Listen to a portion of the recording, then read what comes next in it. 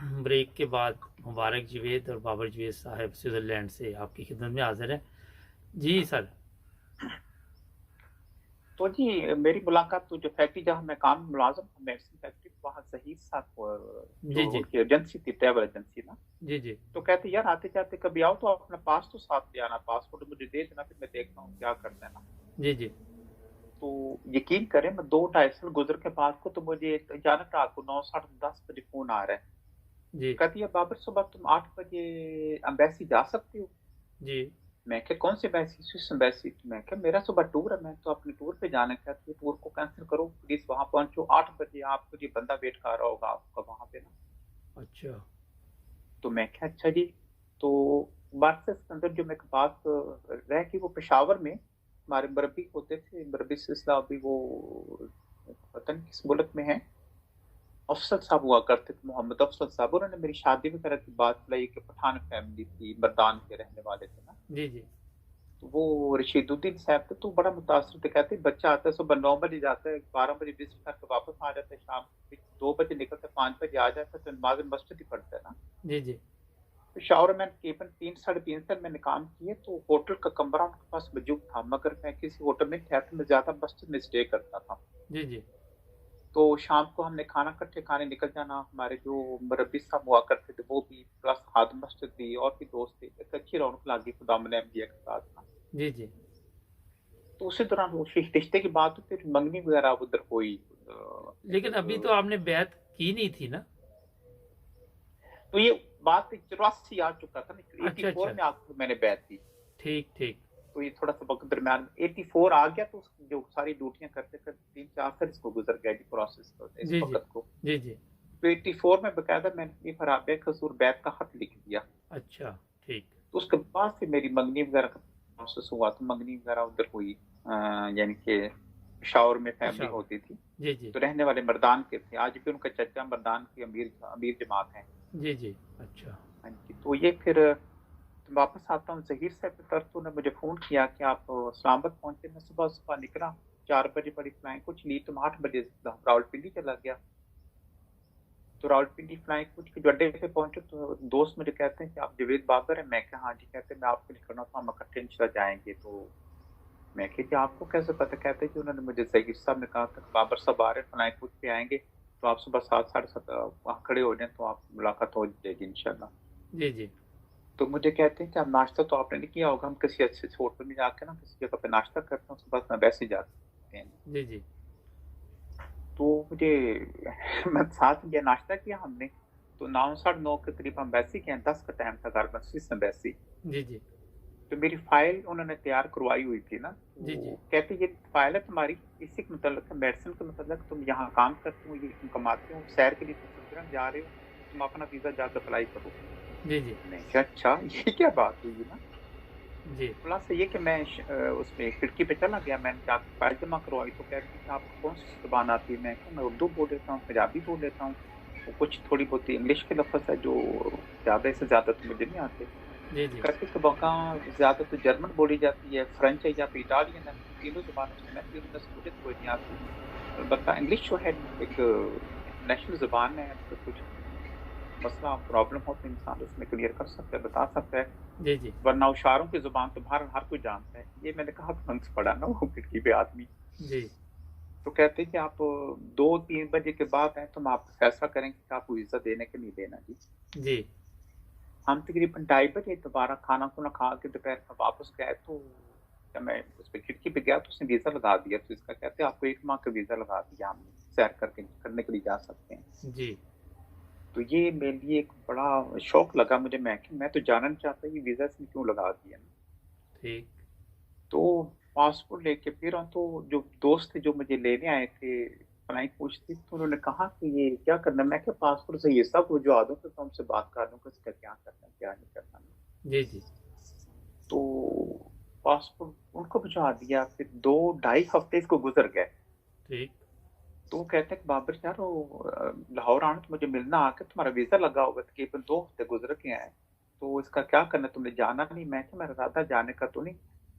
تو کہتے کیوں نہیں جانا چاہتے؟ کہ میں کہ میں یہی رہنا چاہتا ہوں. منگنی بھی 2 2.5 ماہ پہلے ہوئی ہے, जी मैं जी माशाल्लाह यहाँ काफ़ी सेटल हूँ ना, तो मुझे ज़रूरत नहीं जाने की, 5-6 हज़ार मैं कमा रहा हूँ। जी जी आगे मैं जो डिस्पोज़ल सिरिंज है उसकी मुझे एजेंसी मिल रही है। एक कृषि वालों से मैंने राब्ता किया है, वो शरबत जो है खांसी का सिरप, उसके लिए मुझे उन्होंने ऑफ़र कर दिया कि हाँ भई अब आपको एजेंसी देते हैं। जी मैं क्या जी 2-3 फर्मों से मैं राब्ते किए, या काफ़ी इंशाल्लाह काफ़ी वुसअत अल्लाह ताला दे देगा ना अपने खास फज़ल से। जी जी तो कहते चलो ठीक है सब कुछ लो, मगर तुम सिर्फ़ सैर के लिए जा रहे हो, तुम ये ज़हन में रखो। ठीक वो यकीन कर, वीज़ा जो उसका एक्सपायर होने से 3 दिन पहले मुझे एयरपोर्ट खुद आके छोड़ गया। कहते आओ मेरे पास, तो मैं तुम्हें छोड़ आता हूँ। जी। तो आ गया यहाँ पे, तो उसके बाद फिर यही अल्लाह ताला ने आगे तरक्कियात के सामान कर दिए। अच्छा सिलसिला माशाल्लाह। जारी और सारी है जी। तो वाइफ जो आपकी थी वो बाद में फिर आई यहाँ? उनको तो मैंने यहाँ आके बताया कि मैं स्विट्ज़रलैंड पहुँच गया हूँ। उनके लिए, मेरे ससुर साहब के लिए बड़ी हैरत की बात थी ना। ये ठीक। क्या बात हुई? मैं कहा मुझे खुद भी नहीं पता था। जी जी वो फिर 5-6 से बाद ये मेरे केस का वो उन्होंने तकरीबन पॉज़िटिव कर दिया कि हाँ, अभी हम आपको कहने की इजाज़त देते हैं। तो मैं कहा भी बुलाना। फिर मेरी 5-6 साल बाद मेरी मिसेज़ भी यहाँ आ गई। माशाल्लाह तो अभी मेरी बेटी है जो अभी 20-21 साल की, बेटा है 16-17 साल का, और माशाल्लाह एक छोटा बेटा है 12 साल का, 3 बच्चे, 2 बेटे, 1 बेटी है जी। माशाल्लाह। अच्छा अब तो ये सिस ये बताइए कि वालदैन के वालदा की तो वफात होगी, तो वालिद साहब से अब कोई राब्ता? बाल साहब उसके बाद चंद सालों बाद वो भी फ़ौत हो गए, फिर राब्ता मेरा उनसे रखा है। फिर मैं जहाँ उसको पैसे भी भिजवाता था उनके लिए, मतलब काफ़ी अच्छा उनके साथ सलूक भाई रहा। जो थे? भाइयों में भी कुछ तब्दीली ऐसे आई कि वो नफ़रत थोड़ी-सी कम हुई थी। जी जी तो एक उसमें एक हाँ, उसमें नफ़रत कुछ कम हुई थी। अभी उनसे राब्ता है। छोटे भाई जो थे उनके साथ अभी मेरा राब्ता अभी भी है। मैं वहाँ जाता हूँ पाकिस्तान में, तो उनसे मुलाकात होती है। तकरीबन घर में लिया हुआ वो जो हमारा ही घर है, उसमें मेरे छोटे भाई उसी में रह रहे हैं। जी जी। हाँ जी, उसी में रह रहे हैं जी।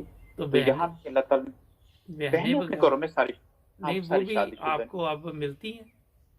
हाँ जी, मिलती हैं। अभी काफ़ी उसमें तब्दीली आ चुकी है ना, जी जी। उसमें काफ़ी तब्दीली आ चुकी है, तो लेकिन कभी उनसे कभी मुलाकात। आप सोचते हैं कि इतनी तकलीफ उठाई आपने, लेकिन कोई ना कोई अल्लाह ताला का ये फजल होता है कि बंदे के लिए तकलीफ के बाद आसानी भी आती है।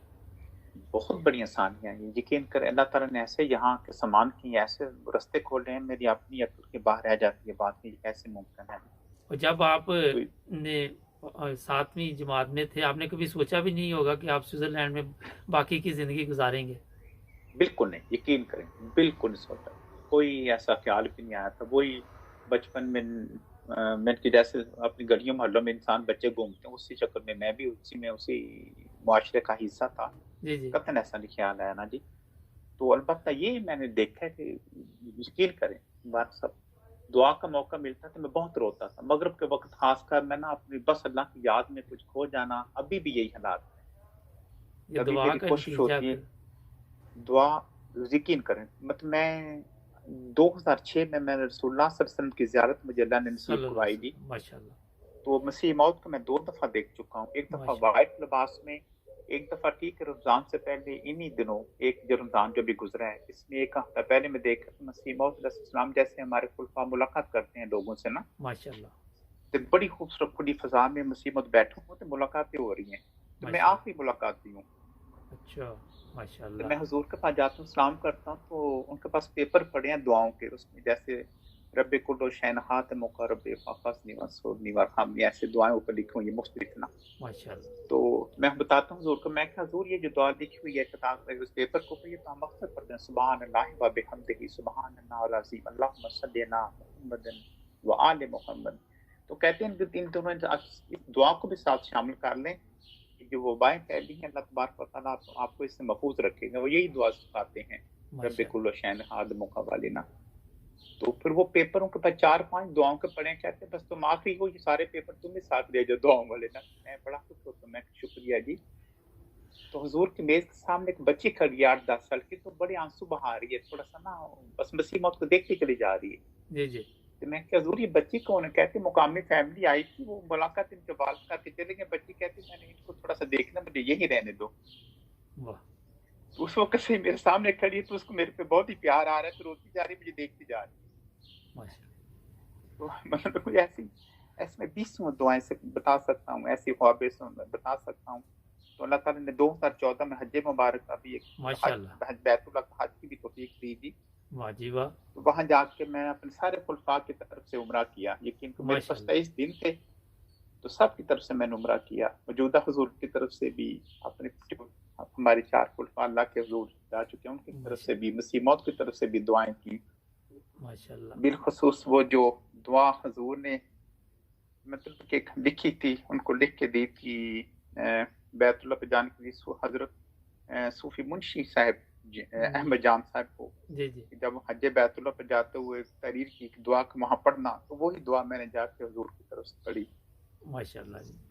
तो बड़ा अच्छा लगा जी वहाँ पे भी। तो वहाँ भी सच्ची ख्वाबें आई, सच्चे पैगाम आए। कुछ लोगों ने कहा कि तुम यहाँ हज पे आए, मैं कहा मेरे लिए भी दुआ करना, तो मैं भूल गए हमें, तो मैंने फिर उनके लिए भी दुआएं की।